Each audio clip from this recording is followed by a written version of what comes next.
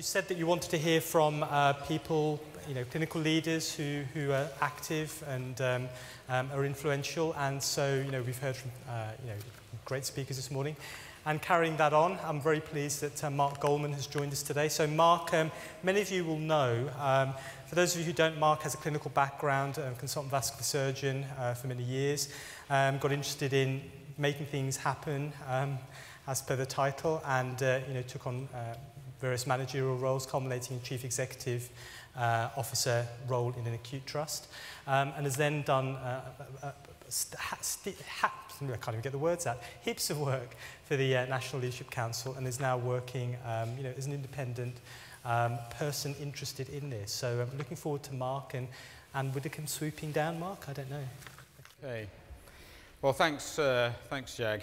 I wanted to talk with you rather than to you this afternoon, and try to generate a dialogue between ourselves, which isn't easy with 100 people in the room over the course of 15 minutes, but it's not impossible.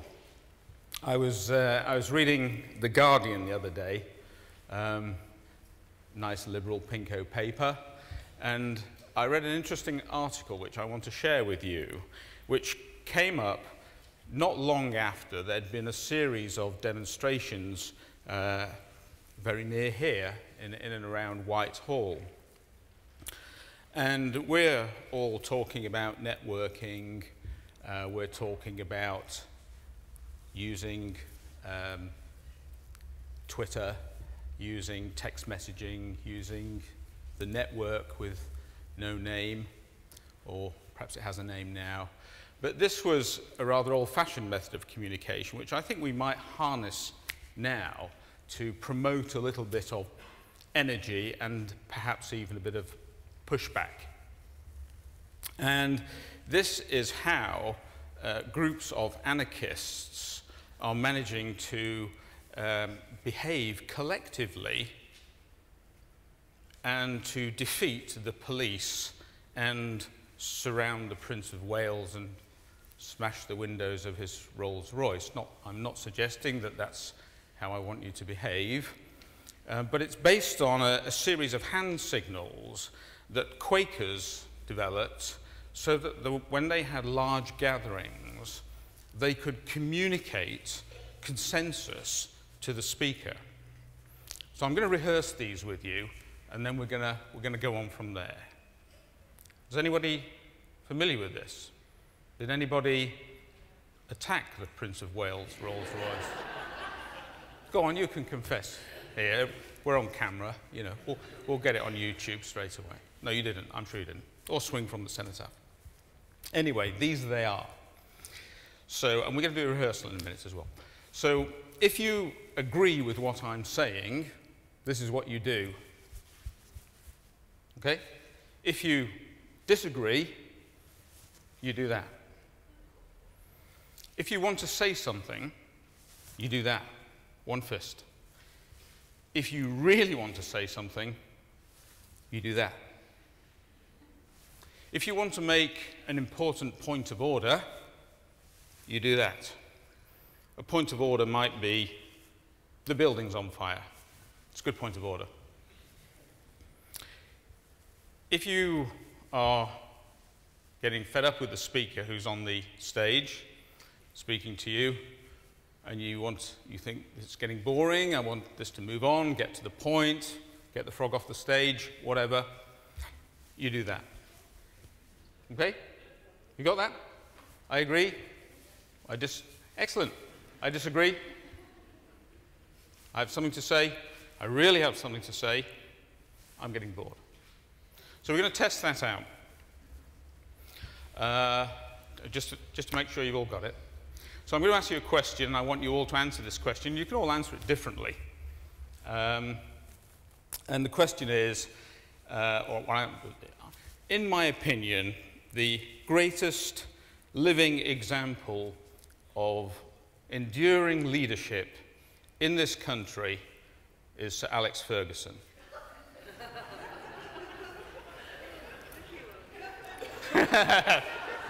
Okay. Are there any points of order? I'm going to set you on fire. Okay. So now I'm going to move on, but I want us to try and keep this dialogue going because, and I'm going to push back on you a bit here, I'm not hearing a lot about making it happen. Well, no one's agreed with me. Oh, hello. Someone's agreed with me. Okay, good. Thank you. So I want to go back to Tuesday of this week.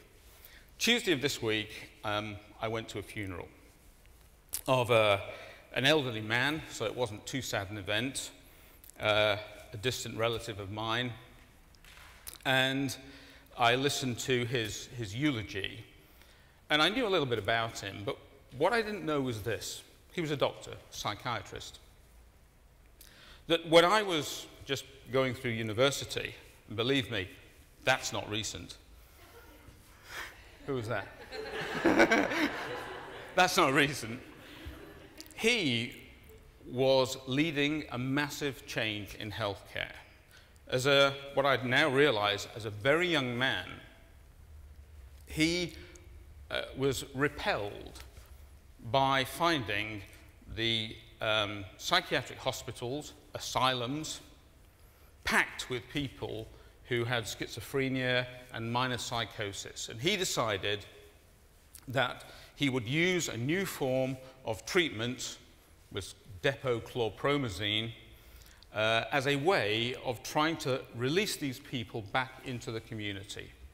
And single-handedly, over a period of years, he achieved that objective. So now, as far as I know, and there'll be some psychiatrists here who can go like that, if I'm getting it wrong, very few patients of that type are retained in hospital wards under lock and key, and he led that change, amongst many other things. So that, to me, is what leadership is about. Leadership is about acquiring skills which enable you to make change for the better. And you don't actually have to know how it's all going to end up. And you don't actually have to plan what's going to be the consequence to you. You just have to know that something needs to change and make it happen. Leadership, although I have been very involved, and I'm very pleased and proud to have been involved in a lot of the work that the Leadership Council has been done to embed and enhance leadership within the NHS and promote it. It still is not about the tools. It's about what you do with the tools. We would not remember Michelangelo if he had a certificate hanging in his toilet saying he was a great sculptor. We remember him because of what he did with a hammer and chisel and a block of stone.